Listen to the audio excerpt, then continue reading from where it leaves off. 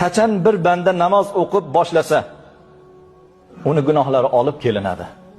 Namozga kirdingiz, Allohu akbar deb quloqni qoqib, qo'lni bog'ladingiz. Gunohlaringiz olib keladi. Sizni yuqoringizga olib keladi. Xuddi bulutga o'xshab, sizni boshingiz yuqorisiga olib keladi gunohlar. Faju'alat ala ra'si.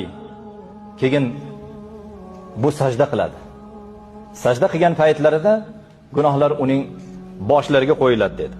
Va atiqi, va uning bo'yinlariga qo'yiladi dedi. Har sajda ruku qilganda uning boshlariga qo'yilgan, bo'yinlariga qo'yilgan gunohlar to'kilaveradi dedilar. Voy sajdadan shoshayotgan birodarlar, shoshmang sajdadan. Ba'zilar shunday shoshib turadi, gunohni bergisi kelmaydi-da. Yelkalaridan, bo'yinlaridan to'kilayotgan gunohni bergisi kelmay tez turib oladi. Sajdada shunday turing. Mana bu hadisni eslang endi. Sizni bo'yningizdan, yelkangizdan gunohlar to'kilar ekan. Rukuni, sajdani ko'paytiring. Ruku qilib turganingizda, sajda qilib turganingizda mana shu hadisni eslang. Hozir meni gunohlarim bo'ynimga qo'yildi.